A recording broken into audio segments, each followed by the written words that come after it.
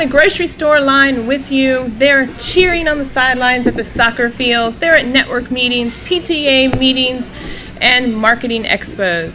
I'm talking about those everyday entrepreneurs that you won't find on the internet interview circuit, but you will find on the Queen's Branding Tour. We'll find those entrepreneurial gems and bring their stories to you. I'm Jennifer Darden with the Queen's Empire. Welcome to the first episode of the Queen's Branding Tour. We are right here on location recording live, and we have all the energy pumping around us, and as it gets closer to lunchtime, the place is going to become really crowded.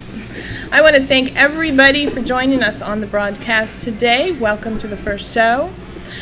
So who am I and what is the Queen's Branding Tour all about? Well, I wanted to focus on the web TV and the video technology, and I wanted to show businesses how they could use this technology to help you to grow your brand. I'm a writer and a photographer. I do video scripts, web TV, I do fiction, nonfiction, poetry, and business photos, on-location events, and portraits. And I wanted to, like I said, show people how they could utilize this new technology to help you to outreach a global audience with your brand and to help you grow your business. You can find out a lot about me on my Twitter page, on Facebook, and on my blogs. And if you're on my Facebook page, you've probably seen quite a lot of me lately with all the videos that have been streaming through the internet lately. So I'm excited to bring up my first guest today. Kim Finley is the marketing manager at Atlanta Bread. Kim has lived in Tidewater for 25 years. She considers Virginia Beach her home. She has 2 children, 1 husband, and no pets. She has been on just about every side of business, from office manager to admin, accounts, sales, management. She loves the marketing most because it allows her to get behind something that she really believes in without having to bring direct pressure on anyone to buy. It's more about brand awareness and top-of-mind consciousness and building relationships that pay dividends. She belongs to B&I Retail Alliance, Geekettes Club, and 2 book clubs. She's blessed with friends all over the world and an appetite for fun, so that makes her the perfect first guest for the Queen's Branding Tour. And I love this part. Her ultimate desire is to be as happy as possible, as much of the time as possible. Please welcome my first guest, Kim Finley, the marketing manager at Atlanta Bread. Thank you for being my first guest on the show. I am so excited. I'm thrilled to be here. Like I said, the first guest or the first interview, so no one else will ever get to claim that prestigious title again. So, we are going to talk about one of our favorite topics today, branding, personal branding. So let's kick it off with, what is a tantalizing brand to you? To me, a tantalizing brand would be one that it takes your interest every time you see it. You're interested in knowing what it means, what it represents. You want to know more. Mm-hmm. That's really the essence of tantalizing anything. You want to know more. You want to see more. Right. Give them a little bit so that they want more. Absolutely. Now, let's talk about what are the ingredients for creating a tantalizing brand? For me, I would say visibility is key.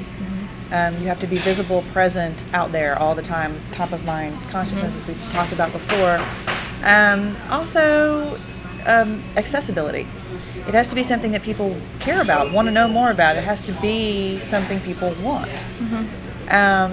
Also, it needs to be attractive. It has to have a pull, a plug, something that grabs people. So I would say that's the main part of it.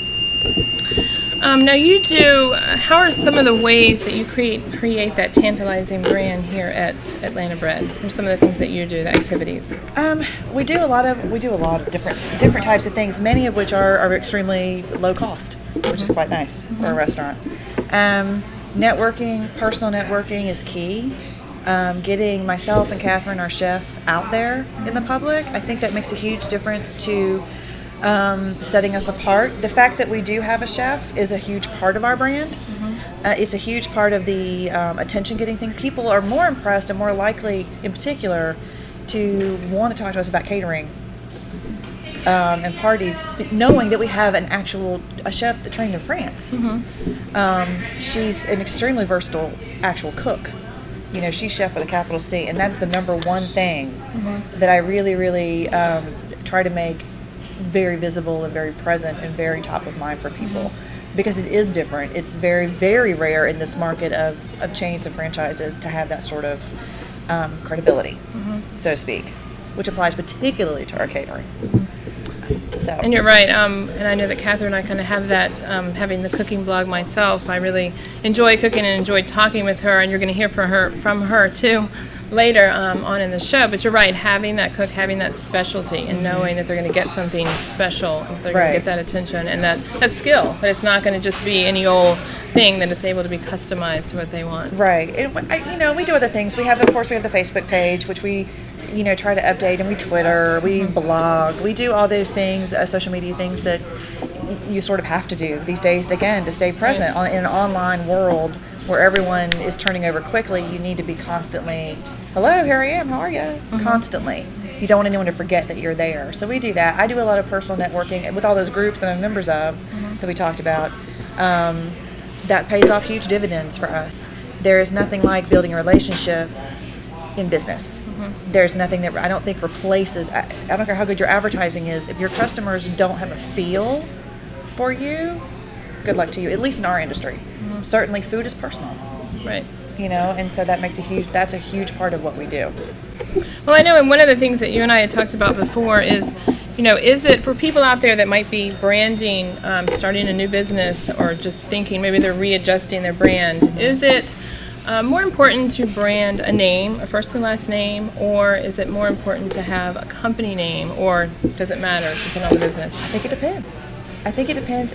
In my experience, Atlanta Bread, we're not in Atlanta, using us as an example, but because I'm the marketing director, I'm the face. People know who I am. Their relationship is going to be with me first. I'm the first one that's going to get them in our door. But they're going to have a further relationship with Catherine as the chef because they're going to have to deal with her for any sort of catering issues. So my name is important. My credibility is in my name, but I'm affiliated with the name of the business. It's not like I'm just Kim Finley. I'm Kim Finley of Atlanta Bread. And people know that. So I almost think you almost have to work it for both. I mean, if you're Radio Shack, you just need to say you're Radio Shack, because that's huge. But if you're a small business or you're just starting out, I almost want to say, again, I always go back to the personal, always go back to the relationship.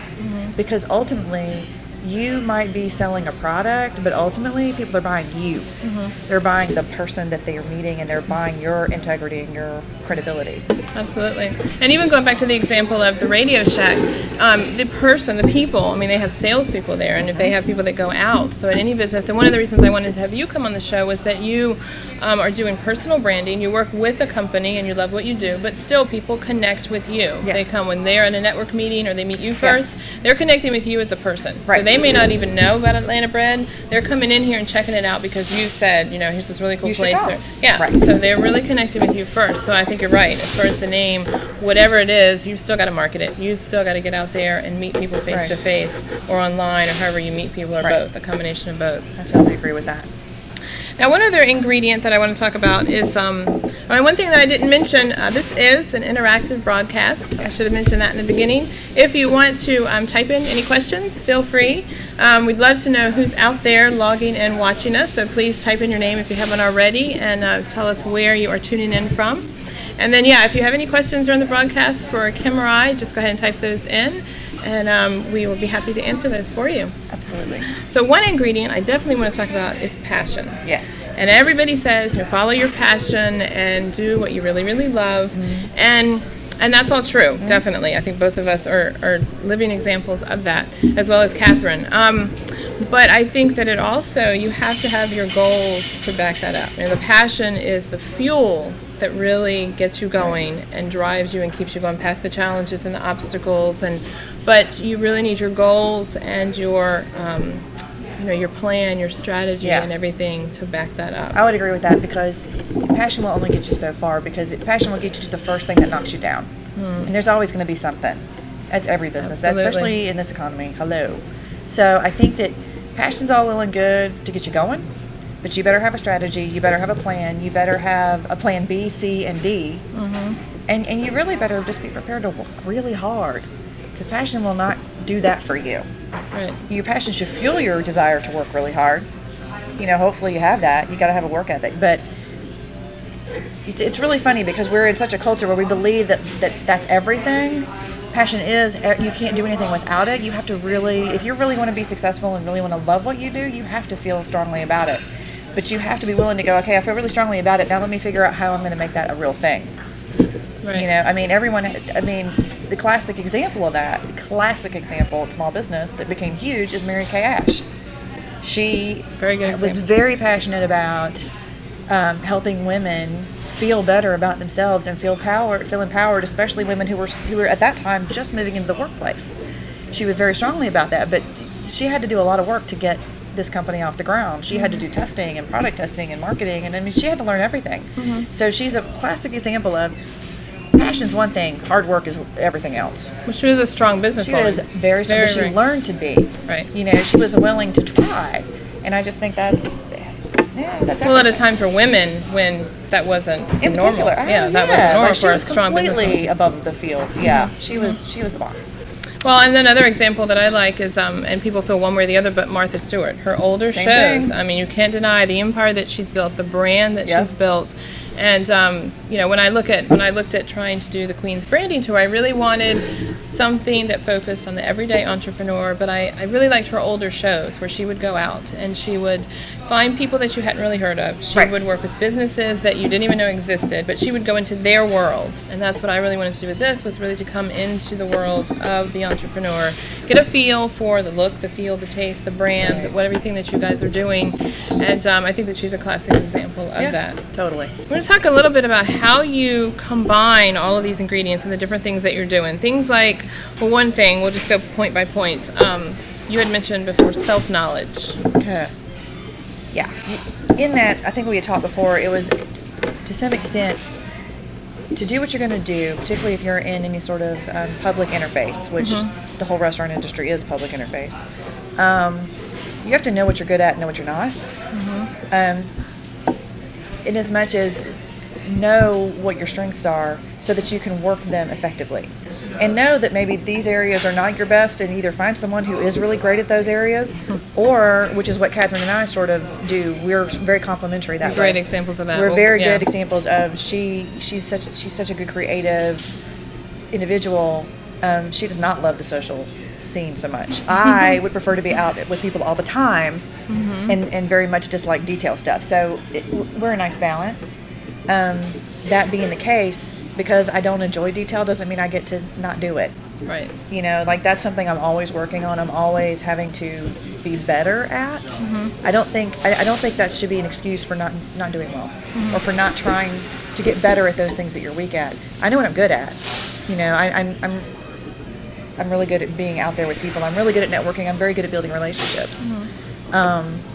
So, you know, everyone, I think if you're going to be doing any kind of marketing, period, or branding, you have to know what your strengths are and play to them, and then start working on your weaknesses. It's not okay to just go, I'm not good at that. Right. You can't say, I don't want to do that, so I'm not going. You don't get to do that. We'd all like to do that, right? Well, yeah, but you have to, I mean, and again, or find someone who's good at it. Delegate. Love that word, delegate. Delegate. Me too.